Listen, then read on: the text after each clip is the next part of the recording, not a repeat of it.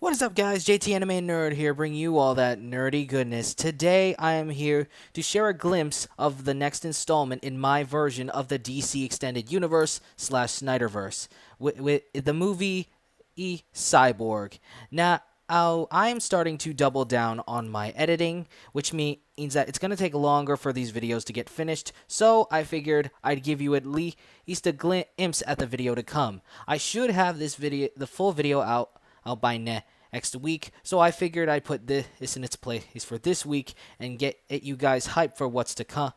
I did have to struggle with what I could use for the Cyborg movie, since of course we know he's kind of doesn't have a lot of solo comics to work with, but I did the best I could, and hopefully you guys are at least satisfied with this for Erstedly is part of the video. So, without further ado, I give to you a preview of the Cyborg movie. Into it. The story begins many years earlier. We see a young Victor Stone playing soccer with his father, Silas Stone. After Victor kicks the ball into the goal, he yells the phrase, "Booyah," in excitement. Silas then picks up Victor and hugs him in celebration. That night, Victor walks into Silas's office within their home, leading Silas to show Victor what he's working on. Silas shows plans for a program of AI he's working on, stating that he's doing great things to help the world, and that one day, Victor's gonna do great things. He just knows it.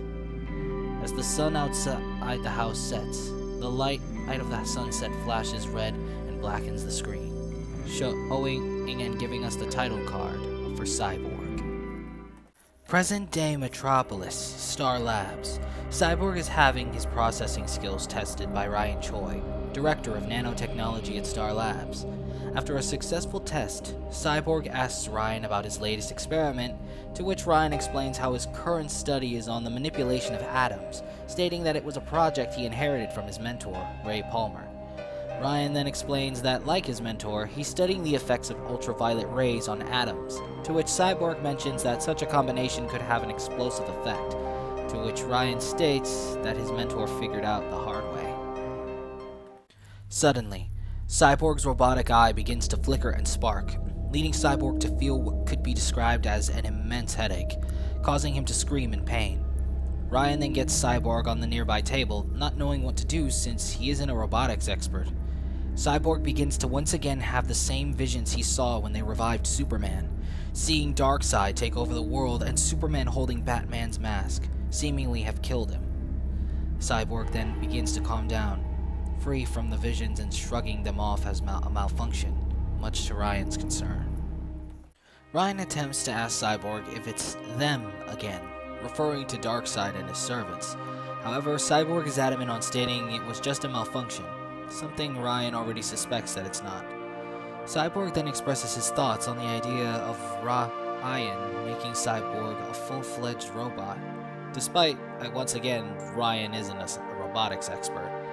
Ryan argues that Cyborg's humanity is what makes him exceptional, but Cyborg argues that being human may be causing him too many errors. Ryan argues that human error is normal, even for superheroes, but Cyborg counters the argument by stating that any errors can cost him countless lives, and feels that he's more beneficial to the League as a machine that can provide answers to solutions his humanity cannot. Moments later, Cyborg is back in Silas's lab, and then hooks his head into the main computer, going over the vision he saw which depicted the Justice League failing, Darkseid invading, and Superman joining him after the death of an unknown individual whose skeleton is in Superman's arms. Cyborg then places his attention on the skeleton Superman is holding, asking himself who that is, considering that they're in the Batcave, making Cyborg wonder if it's Batman's skeleton that Superman is holding.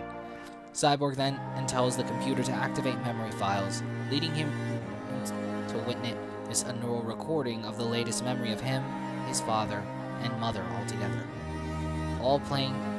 After playing a small game of football, Silas shouts the term "Booyah," followed by hugging his son and wife.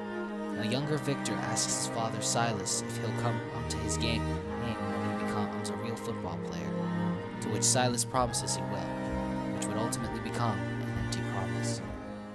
Suddenly, after Cyborg shuts off the main computer, a group of soldiers barge into the lab, making Cyborg very defensive, but the soldiers keep their distance while also aiming their guns at Cyborg. As the soldiers warn Cyborg to put his hands up, Cyborg activates a magnetic defense system in the lab, pulling all of the soldiers' guns away, and giving Cyborg a chance to fight back in a similar scene that's almost reminiscent of Batman's famous fight scene in Batman v Superman. Just then, a voice is heard asking for Victor Stone, the true identity of Cyborg.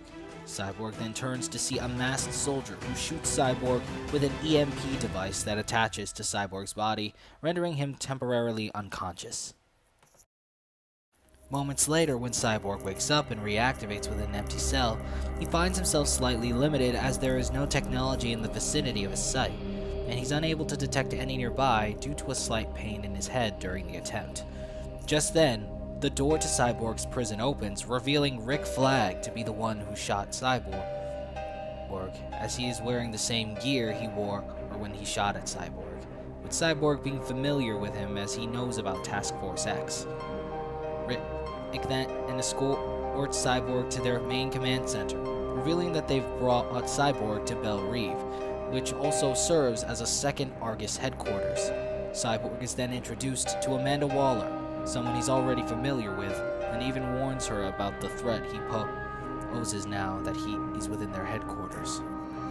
However, Waller states that during his unconscious state, they implanted a firewall within his neural interface, stating that his brain is as much cybernetic as his body. With this, Amanda confirms that Cyborg will be unable to hack anything without her push of a button. Cyborg then stands his ground, stating that her bomb implant and threat won't work on him, and he should just push the button while she has the chance. Surprisingly, Waller admits that Cyborg is a more useful asset alive than dead, and in truth, doesn't want to be on the receiving end of Batman's radar for killing a friend of his. Waller then states that she brought Cyborg here for a different reason, followed by recapping how after the Steppenwolf invasion, the Mother Boxes were split up, one given to the Justice League, one given to the government, and one that no one other than the Justice League know its whereabouts. Cyborg then surmises that Waller wants the secret location of the third Mother Box, to which he adamantly refuses.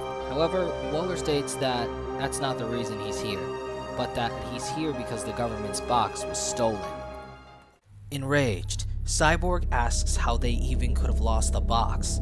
Just then, the voice of a newly appeared General Swanwick states that it's because Argus took the box and begun on a weapon development program involving the box's technology without any government authorization. Waller then arrogantly states that no permission should be needed in the name of national security. However, Swanwick states that he's come on behalf of the Pentagon, stating that Argus is on thin ice and Amanda's rogue of authorizations are put on probation. Swanwick states that he's also been authorized to take Cyborg off her hands, to which Amanda is enraged at, but Swanwick tells her to take it up with the higher-ups. Despite this, Cyborg still wants to know how the box was stolen. Amanda then presents Swanwick and Rick Flag with info and an image of a man named Micron O. Genius, also known as Gizmo for his reputation of tinkering, portrayed by Jesse Eisenberg. A way better role for him than Lex Luthor. Amanda then explains that Gizmo was a prodigy in robotics, enough that Argus couldn't pass up the opportunity to recruit him, but due to his obsession with humanity's flaws, he was put in lockdown for trying to turn Argus agents into robots. Cyborg then asks why this involves him, to which Amanda replies that Gizmo was a student of Silas Stone, his best student, much to Cyborg's surprise. Amanda then checked his cell, finding etchings of something called Project Grid. Swanwick then confirms that Project Grid is what Silas Stone was working on before Cyborg's accident, leading him to shelve the project. Cyborg then looks back at the memory from when he was in his father's office, remembering the blueprints on his desk being titled Project Grid. Cyborg then asks Swanwick if he can get him access to all the data involving Project Grid, to which Swanwick confirms. Swanwick and Cyborg take their leave, with Cyborg telling Amanda that if she pulls this again, she will be on the Batman's bad side.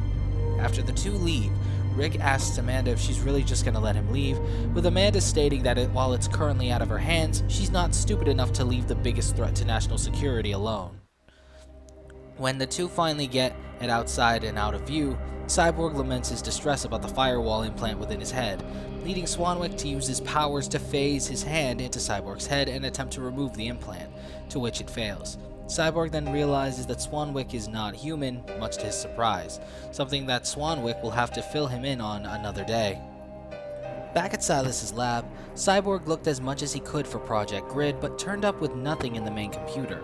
However, he did discover that his father had been keeping a log concerning updates on Gizmo's whereabouts, to which he was confined to the Jump City State Prison after an espionage attempt to steal tech went wrong. This meaning that when Amanda Waller mentioned that they locked him up, supposedly in Belle Reve, he must have escaped prior to his confinement. Just then, Swanwick appears bringing a flash drive of everything he could find about Project Grid. Cyborg imports the data on the flash drive into the main computer, showing that Project Grid was meant to create an AI capable of figuring out the most impossible of tasks, such as the discovery of a cure for cancer, equations to develop advanced technology beyond human comprehension, and calculate logical solutions that could save the world from environmental disaster. And that there is just a small taste of the video to come, which is my pitch for the Cyborg movie. If you guys enjoyed this video, don't forget to like, share, Hulk smash that subscribe button, and turn on that notification bell so you can stay updated on the latest videos. Also, don't forget to check out our merch store and our Buy Me a Coffee page down in the description and pinned comment and below. Also, be sure to check out my affiliate link in the description and pinned comment as well. And with all that said and done, I'm JT Anime. I'll check you guys later, and hashtag restore the Snyderverse.